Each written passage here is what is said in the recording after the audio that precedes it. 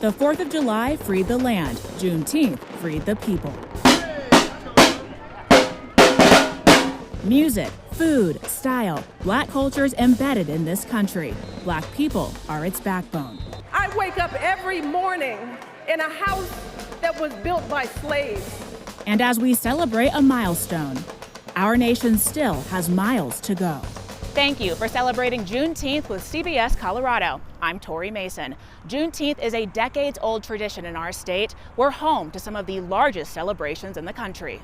Informally known as America's second Independence Day, Juneteenth marks 2 years after President Lincoln signed the Emancipation Proclamation. Slaves in Galveston, Texas, learned they were free. Now, 158 years later, Black Americans are still advocating for change and equality. The death of George Floyd sparked a renewed sense of allyship and led to change around the nation. But some businesses like Whittier Cafe say that support has died down. That sea of support seemed like it'd never end, but activists like Kamau Allen knew this would all be short-lived. Some of what I saw in 2020 did feel very performative. In this skin, you feel the difference between activism and an act. As months passed, allyship faded. There were some people who preached the good talk but never walked the walk. Some companies, for example, that would post Black Lives Matter related content and then take that content down. The search for Black-owned businesses that summer soared. Whittier Cafe owner Melite was shipping beans nationwide. Easily 25 to 30% bump, like overnight in business for us. It was huge. But like a caffeine high, the surge of support leveled off. And if you're not the one who lives, in that condition or under those circumstances, then you don't feel that pain every day. She says the support of Black-owned businesses should live outside the shadow of Black trauma. It's very frustrating because we are not a trend. We deserve ongoing support and ongoing efforts. The same level of effort that was exhibited in 2020. It's been 30 years since Denver's infamous summer of violence. Youth crime is growing with the city, and Denver's Black leaders are working to stop it. Everybody focused on the summer of violence, and each year you see how this list has grown. Each name a life ended by violence, page after page. This is Reverend Leon Kelly's death list, and each year it grows longer. Back in the days, see my average death list was between 17 and 24. Now I'm dealing with kids who are like 11, 12 to 17. Kelly leads Open Door Youth Gang Alternatives. For over 30 years, he's worked with everyone, from police to politicians. His fight is constant and unending. Who's holding the hood accountable? We are a society of like a knee-jerk reaction. We don't get involved in something until something really happens. Then we're all up in arms. Leaders like Jason McBride keep their boots on the ground. It seems like every summer we have the worst summer we've ever had, and all the trends are pointing that direction. On the other side of yellow tape, you'll find McBride and volunteers aiding communities struck by violence. Find out what's going on, see if we can get resources to the families, see if we can de-escalate some of the situations that happen. Whether it's prevention or support, he says ending this trend will take a village. Each organization does something different and within their community, and I think together we're stronger. And as he flips through his list, Kelly wonders if the effort is strong enough. We've come a long way, but we still got a long ways to go. If you want to celebrate Juneteenth, there are plenty of events. Check out Denver's Music Festival June 17th and 18th in the 5 Points neighborhood. We have a full list of celebrations around Colorado on our website, cbscolorado.com. Righting the wrongs of the past, a man gets his diploma from Denver Public Schools decades after he was expelled. What it means to him.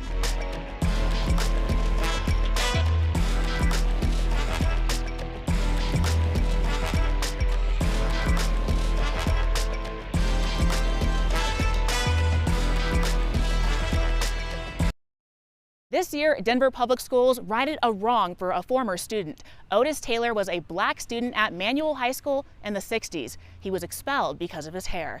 I spoke with the now award-winning musician about getting his diploma. My friend Evan said, "Did you know you're in this cabinet?" I go, "That's funny because I didn't graduate." Before Otis Taylor played sold-out shows, he was a student at Manual High School. It was the 1960s, and Taylor had style. You had to have that James Brown haircut. You had to have all you want on the top, had to be clean on the sides. This was decades before laws to end hair discrimination. Administrators said fros like his didn't fit the mold. The whole school district was just coming down on people that didn't look how they wanted it to look. His senior year, they gave Taylor an ultimatum. Cut your hair or leave. So I left. Taylor said his heart belonged to music, and today it still does. He's released over a dozen albums, and his blues brought home awards. But eyes are on Taylor for a different tune. DPS presented the 74-year-old a long overdue diploma. Today is a day that we rectify the failures of the past. I know that what Otis experienced, along with others, will no longer happen again in the state of Colorado. I asked Taylor if he wonders if life would be different had he cut his hair. He said life's been too good to wonder. The wrong happened a long time ago. So being a black man in America, I'm going to deal with wrongs. My kids went to college. My wife, Leslie, been married for 37 years. How can I regret? Here at the Blair Caldwell Library, we're celebrating a Black author and now publisher. Pat Duncan is bringing along another generation after starting her own business. When proud Denver native Patricia Duncan reflects on her journey, she feels gratitude. She set out to start her own business to honor her sister who died. She picked up a long-lost passion for photography. My first assignment was go out and photograph Barack Obama in 2006. And the first thing I said to her, B, is, who is Barack Obama?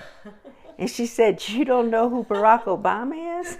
She quickly found out. Obama became the topic of her first book, chronicling his time as president.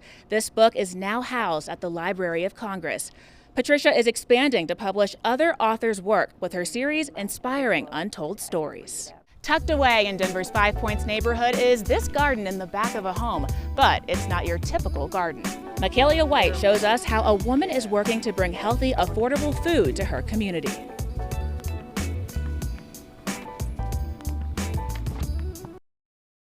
Across the state, many Black Coloradans are working to make positive changes in their communities. One of them is Beverly Grant. She's providing healthy food at a good price with her urban gardens. Our Michaelia White paid her a visit. Aromatic. Yeah. I want you to smell too.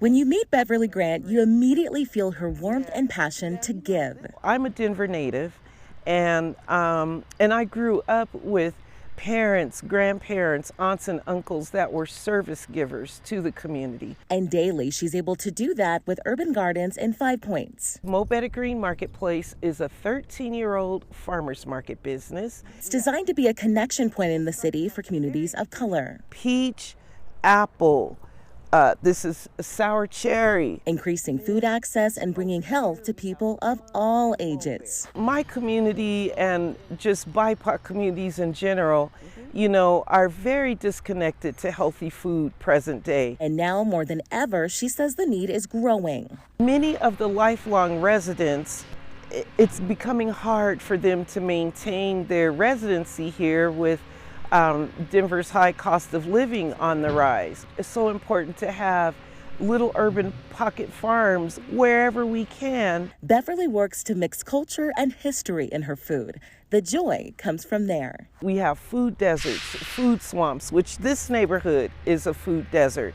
And so the opportunity to create a little farm, be able to have chickens, people, kids, everyone coming together is really a blessing. Juneteenth is their big kickoff event, and Beverly says to come on out. She'd love to feed you. Ahead on CBS Colorado's Juneteenth special, why many Black military families chose to make Colorado their home. Welcome back to our Juneteenth special on CBS Colorado. From Buckley to Fort Carson, Colorado is home to 7 military bases. It's why many Black families call Colorado home. Near the eastern foot of the Rocky Mountains sits U.S. Army veteran Johnny Brown's home. The opportunity here in Colorado compared to, say for instance, they come from the South or other places, the environment's different. The photos on the wall depict the roots Johnny and his wife Marcia have planted in the Centennial State. It wasn't too big, it wasn't too small, it was just kind of the right place. Johnny is originally from Florida, Marcia's from New Mexico. And after years of stints at military bases from Germany to Georgia, the Brown family chose Colorado Springs as their home. Johnny retired in 1994. I think for me, the environment, in Florida, in Miami, we had the section of your black neighborhood, your Hispanic neighborhood, your white neighborhood, your Jewish neighborhood. And here there was no division, so I think, for me, that was the #1 selling point. And Johnny and his family aren't the only ones. Many black military families with roots elsewhere relocate and stay in cities like the Springs, where they find community on and off military bases, giving them more opportunity to things like jobs and good schools. We were tired of moving. We built many friendships here, learned new things like going mountain climbing, just learning a lot about Colorado, and we just decided to stay here. Day Grayson's husband, Colin, retired in 2018. The family came here 12 years ago with their kids and have now welcomed grandchildren. I've shown them something different. We're doing something like out of the box, and it's invigorating to do something that you've never done to get a different result. And seeing more black families plant roots here makes a difference for communities surrounding military bases like Fort Carson. According to U.S. Census data, about 16.4% of the population within the Fort Carson boundaries are black. Representation matters. It is most definitely beneficial and a driver of not only initiative, but also a driving factor for an individual to look at the top and see someone that looks like them, that lets them know that, hey, there is opportunities. For those like the Grayson and Brown families, that opportunity has allowed them to flourish and thrive, taking a leap of faith, allowing them and their families to grow. You can make home anywhere you want. You just can't live in your shell. You have to get out and mingle with the people, get to know the people, get to know the place, and then you can build on that. Marissa Armas, covering Colorado First. As we celebrate Juneteenth, we'd like to take a moment to celebrate the black employees here at CBS Colorado who work hard to bring you the news every day. We're reminders that history is a lot closer than you think. Hi, I'm Gabrielle, and I'm an executive producer at CBS Colorado, and my family is from Alabama. So when my grandmother was a little girl, her dad actually took her to the jail in Birmingham where Martin Luther King was being held at the time. I'm Kimberly Abeda, an IT engineer here at CBS Colorado. My grandparents were part of the Great Migration North. They settled in Chicago looking for better opportunities for their family. In 1966, my mom sat on the porch of the famous Robert Taylor Projects as she watched Martin Luther King march down State Street for the Chicago Freedom Movement. My name is Brianna Moody, and I'm an associate producer here at CBS News Colorado. And I'm from Charleston, South Carolina. And one of my fun facts is my grandma is 92 years old, and she's lived on the same property since she was a kid. I'm Kevin Hartfield, chief photographer here at CBS News Colorado. One of my favorite historical characters is Malcolm X. Malcolm X taught me how to be a father, a husband, and to be a better man. My name is Michaelia White. I am the 4 p.m. anchor here at CBS News Colorado, and a lot of my mom's family is from the South, specifically from Louisiana. And my uncle actually won a racial discrimination case that threatened his job as a teacher in an integrated school. My name is Kennedy Cook. I'm a morning reporter and multi-skilled journalist, and my grandpa Robert was one of the first African-American sailors in the Navy.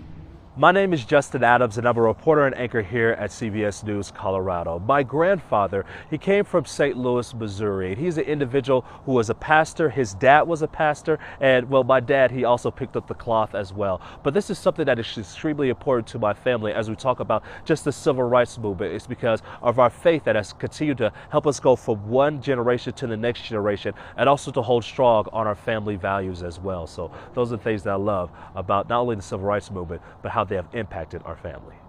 Thank you for joining us for our special report, Elevating Black Voices, Celebrating Juneteenth. I'm Tori Mason, covering Colorado First.